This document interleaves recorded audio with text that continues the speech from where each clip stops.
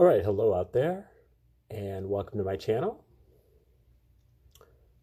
We do educational videos and focus on great theories of everything ancient and modern, mostly obscure, and try to do deep dives into them, help you kind of figure out the best way to use these things in your own life,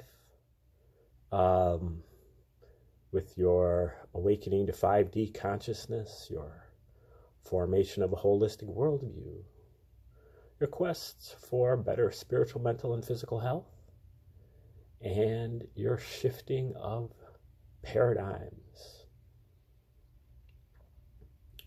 Today is our 88th video that we have done on the book called Mastering the Core Teachings of the Buddha from Dr. Daniel Ingram. And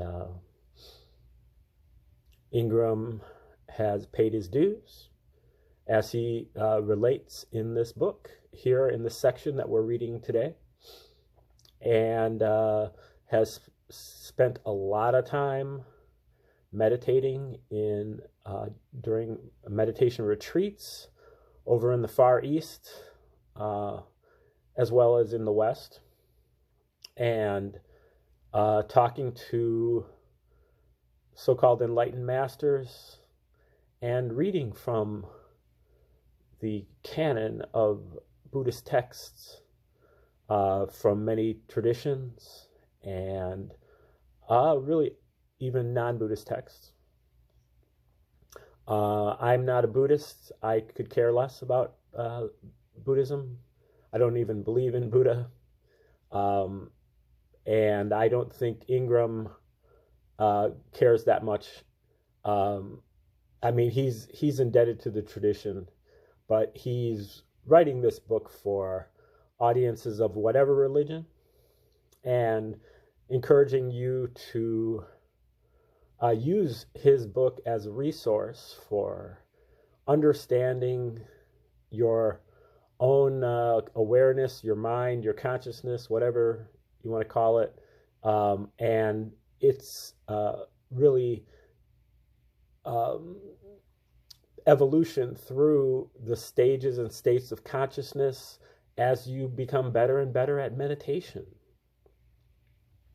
So he provides a lot of the maps of your stages and states, and he also provides the techniques that you need to progress in meditation of two kinds: concentration meditation, meditation on an object, such as your breath or a candle flame, and also insight meditation, the opening of your five senses, plus your mental sensations, to investigation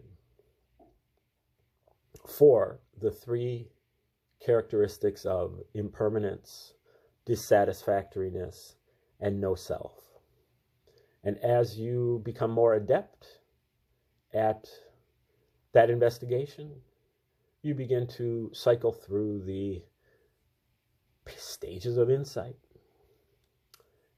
enlightening yourself by degrees each time you go kind of around the cycle.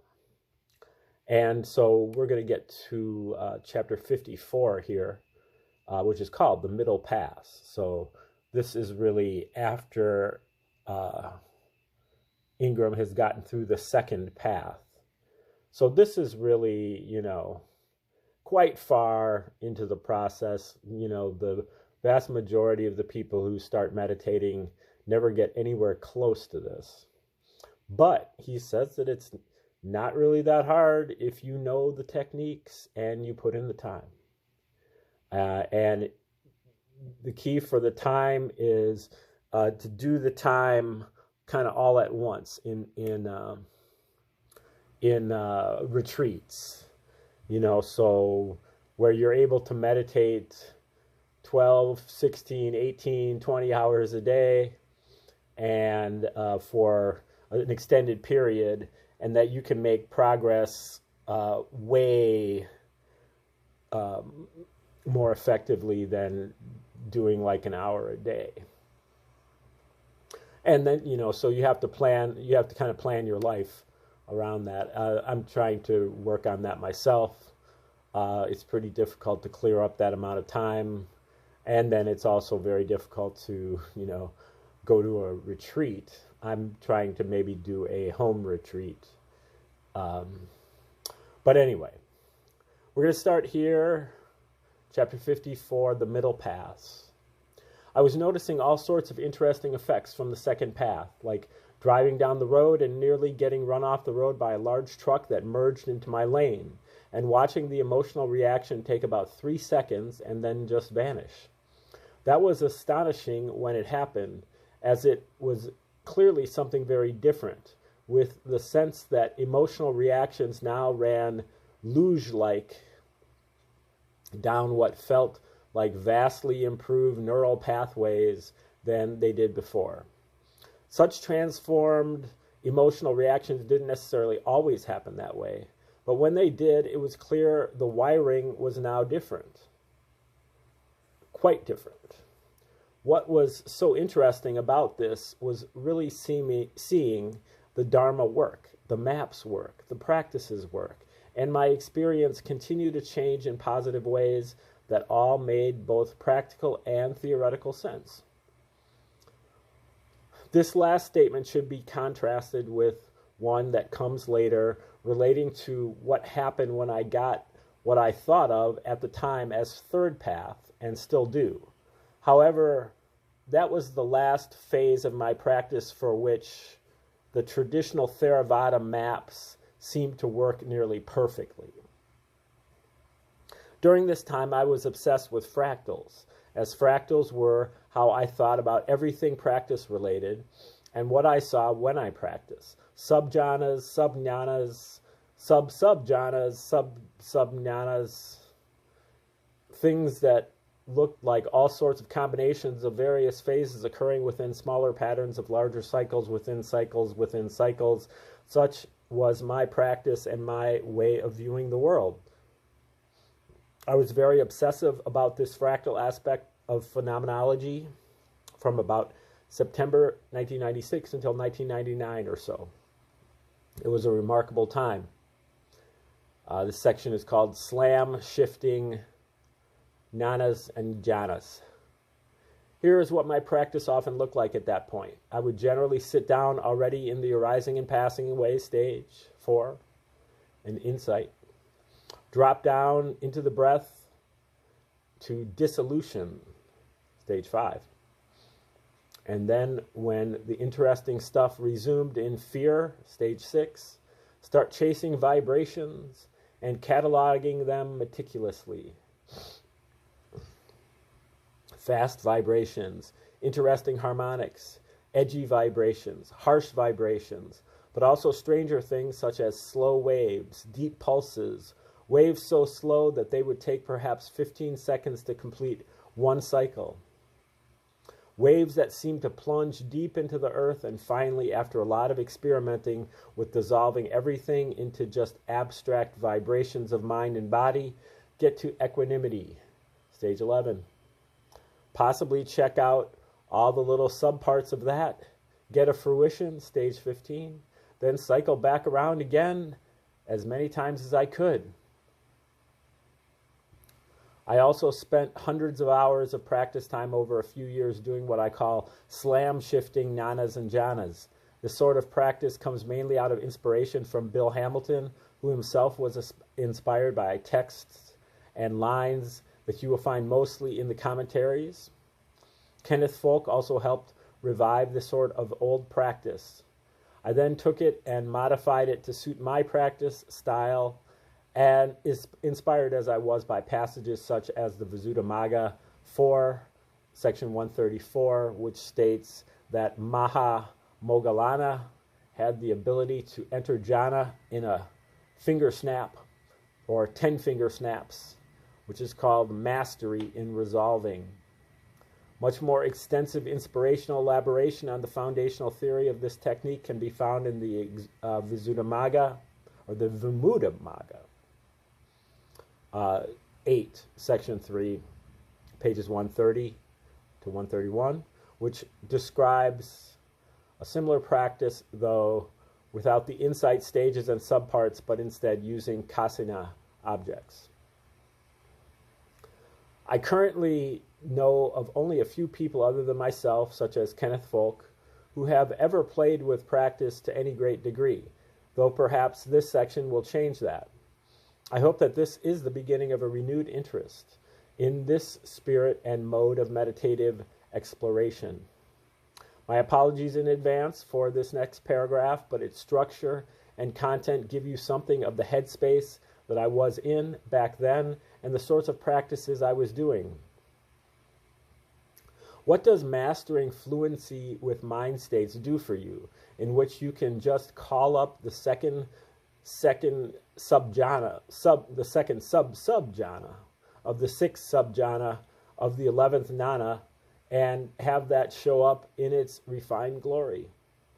What does this mean for energetic systems and the like, if you then immediately after that just call up the 3rd subjhana aspect of the 6th jhana, then suddenly slam shift the mind and really grind hard on the 1st subjhanic aspect of the 3rd subjhana of the 10th jhana, or hit something truly awful like subjhana 10 of jnana 10, subjnana 10 of jnana 10, really hard, meaning the reobservation subjhana of reobservation, which is stage 10, and then immediately downshift hard again and really revel in the rapturous wonder of the 4th subjhanic aspect of the 2nd jhana, and then blend the rich rapture of the 2nd jhana with the vast expansiveness of the 4th jhana, and then just keep going like that for hours.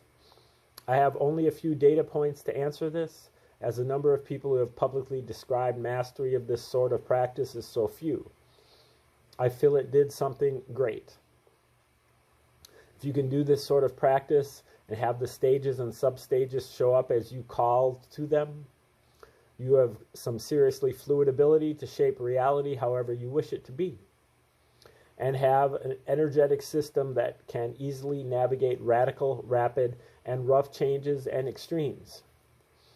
If you want to learn to jump around between jhanas and jnanas, I recommend starting simply after laying the proper foundation. First, get at least stream entry. Second path would be better, as many notice that appreciating subtle nuances of mind is easier then, but many of the basics should be within the reach of stream enterers.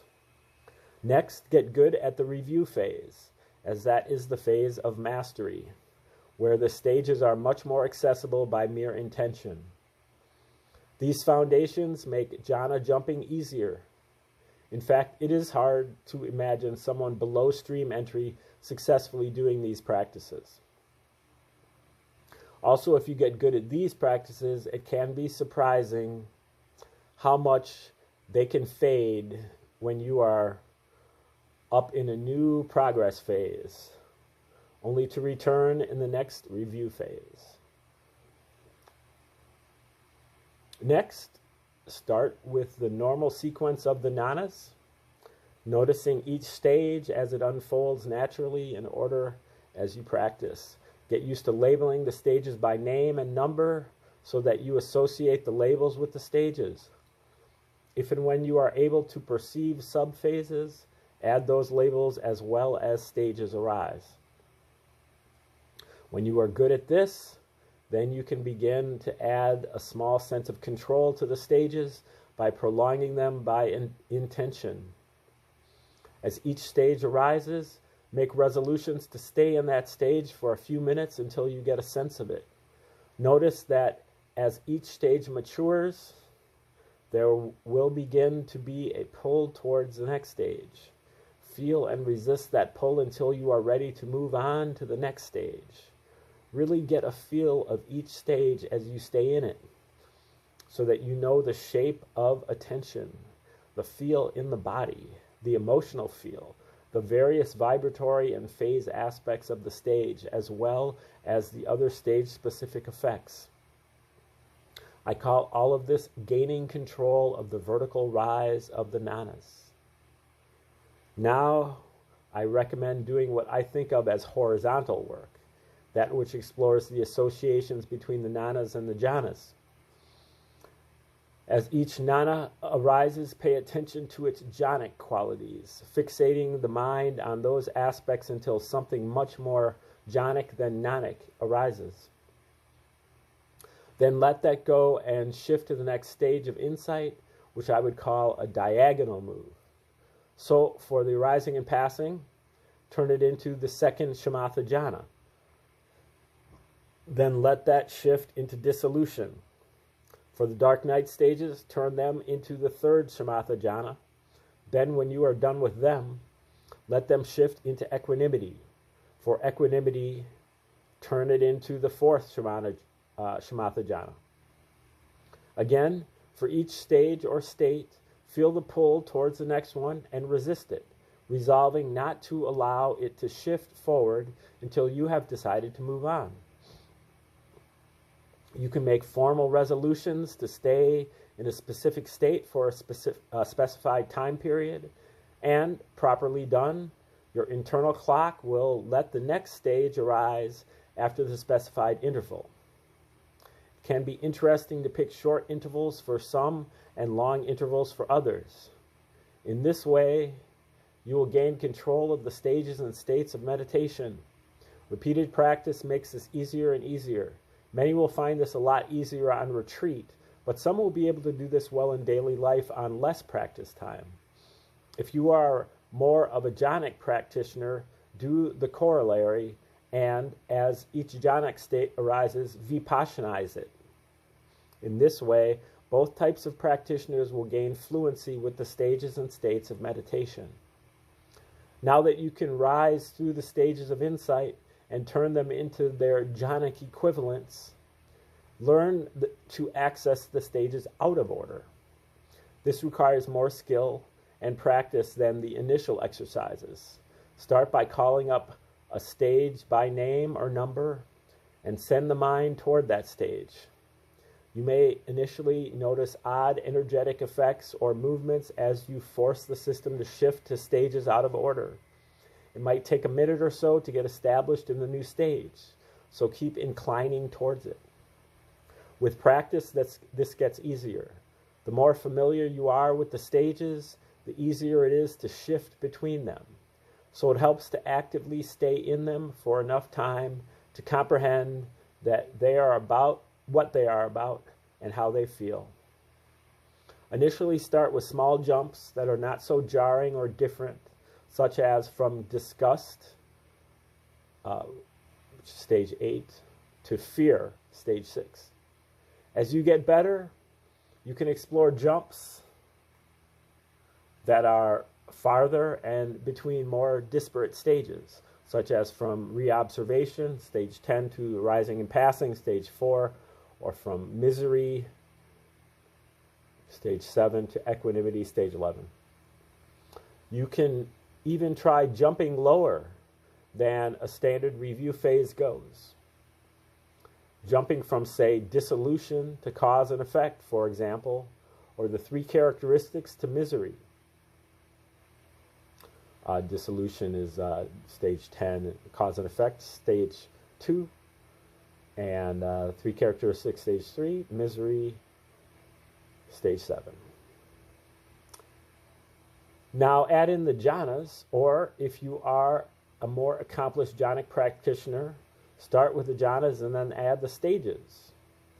I will give the instructions for those who are starting with insight, as I did, but the same concepts apply in the other direction.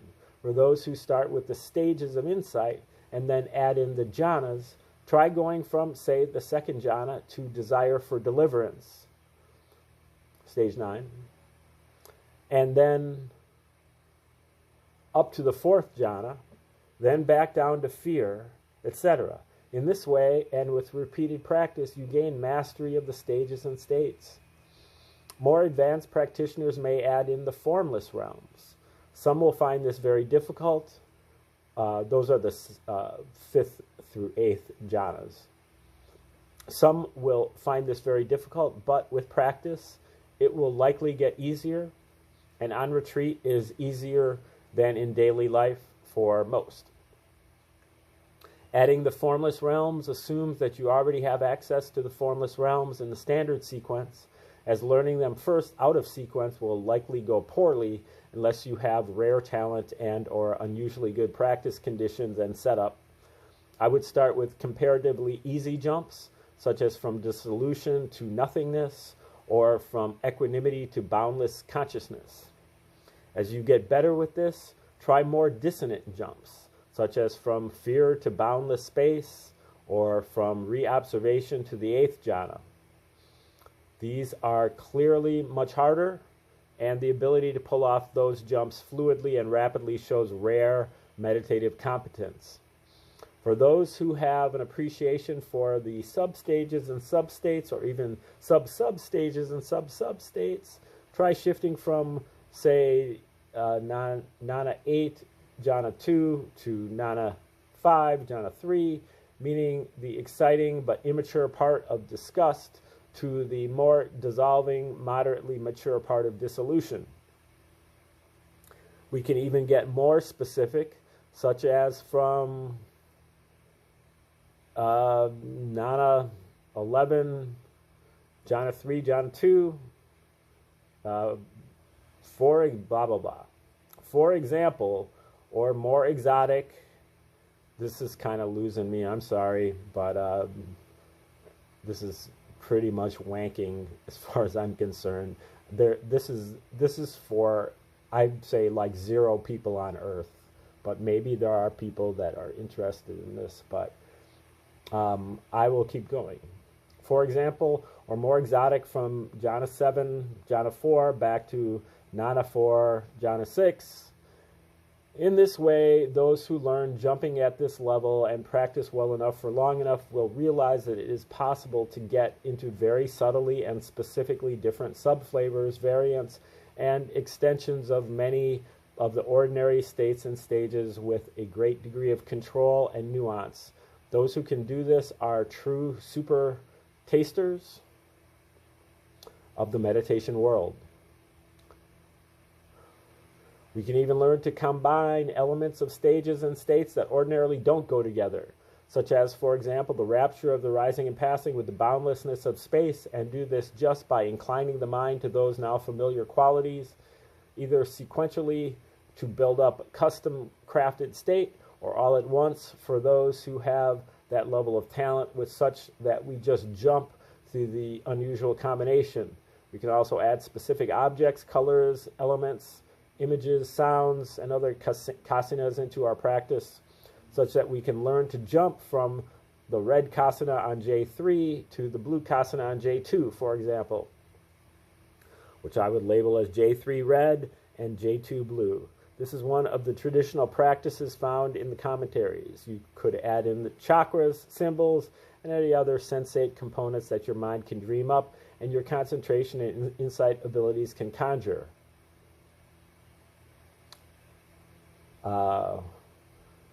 One can add in Bill's mapping magic and jump from, say, a Vipassanized version of metta practice, which I would label N for metta, meaning the arising and passing, taking metta as an object, to say J for equanimity, meaning the 4th jhana that took the quality of equanimity itself as object, then to something creepy like J3 and 6, corpse image, which is self-explanatory, and then down to, say, N1 breath, meaning mind and body that takes the breath as object, and then to say N10 light, which would be the peak of the 3rd Vipassana jhana, taking the light kasana as object. One who can do this is an unusually accomplished meditator. One of the remarkable things about this sort of training is realizing that any mind state or perceptual mode we find ourselves in is rapidly modifiable to something else by the mere inclination to do so, and this insight and ability is profoundly empowering. Also, this sort of practice, done long enough, eventually fosters a sort of meta equanimity for all states of mind, a disenchantment with even the most remarkable states such as N4J7, and a resilience regarding even the most horrible ones, such as N10, N10, N6.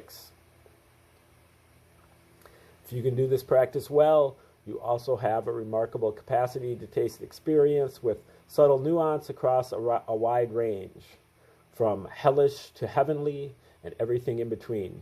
Do this practice long enough and you know you can handle nearly anything, as eventually done well, you learn that no matter how grating or how blissful the experience is, it ends. As you will see later, this sort of attitude learned deeply for yourself by your own practice is the point. There is something very empowering about being able to crash hard and intentionally into reobservation with everything you've got and take it to the depths of truly horrible, like diving into the mouth of an erupting volcano, and then just like that, soar like a ghostly space eagle out into vast, spacious, fluxing, formless realms. Then you can plunge down into distant, quiet depths of the bottom of the third jhana, like you just scuba dived to the bottom of the Mariana Trench. Then crank the rapture of the second jhana so high as you can, to as high as you can stand it, as if you are high as a kite at the best rave on a beautiful beach in Thailand, and dance spinning in ecstasy from there into the thrilling and creepy depths of fear, as if suddenly you are rotting away in a dark dungeon full of ravenous undead, and on it can go. Remember that when I was young, I wanted to have great flying dreams, as I found them very compelling. This, slam-shifting jhanas and nanas done well, is very much like what I was looking for in some ways, but much better in others. Between slam-shifting jhanas and learning to travel out of body, I got what I wanted, the opportunity to have remarkable adventures without ever leaving my bed or cushion. While this has satisfied me to the degree it reasonably could, and I still appreciate these skill sets, they were only one interesting part of the adventure, and there were others that were vastly more fundamental and ultimately beneficial. So maybe we can get on with those. Intentionally shifting between various specific jhanas and nanas, both in order and out of order, means that you have a specific agenda for what jhana or nana you are in. Thus, as this practice is concerned with specifics and involves intentions to cultivate specific qualities, it is somewhat to the shamatha side of practice, even though being often harshly vibrational as well as pretty jarring. It would seem more Vipassana-esque. Still, slam-shifting states and stages for hour after hour, month after month, gave me a great sense of competence in all the various major jhanas and their counterparts. I also think it gave me a tolerance for rapidly shifting and highly contrasting mind states, and an appreciation of the breadth and subtlety of the many, many states of mind that meditation can produce. These skill sets helped with all sorts of practice aspects later. I also have a theory that doing this and mastering fluency in a wide range of vibrational and jhanic modes of attention opens and strengthens emotional and energetic channels that make things move more easily. Slam-shifting states and stages practice is like the drain cleaner or fast-acting laxative of the meditation world. Here temptation strikes, a temptation I mentioned earlier. I haven't mentioned much about this phase of my practice before, particularly the slam-shifting nanas phase, as from my current vantage point, it seems imbalanced, needlessly showy, and really missing the essential point about this moment being the answer to the question of vipassana. I do worry that this sort of practice can lead to serious emotional instability and competition. It would likely be easy to fry yourself if you push this too hard, and I was a pretty edgy guy for much of this phase. If you want to try it to avoid this sort of bleed through, stay farther to the shamatha side of practice, stick to lighter states, and reduce harsh transitions. That said, I am also I'm sure that this sort of practice has the potential to eventually create the reverse effect, insight into a vast range of mental and emotional territory, and an eventual disenchantment and equanimity regarding all of that. It can also cultivate a very high degree of ego strength in the skillful traditional psychological sense. So caveat emptor.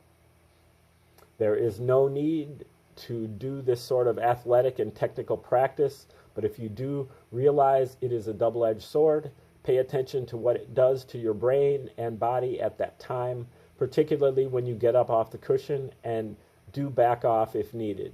Taking some time at the very end of a session of this sort of practice to stabilize in something calming and centering rather than edgy and toxic, such as the third or fourth jhana with the breath as primary object, can help.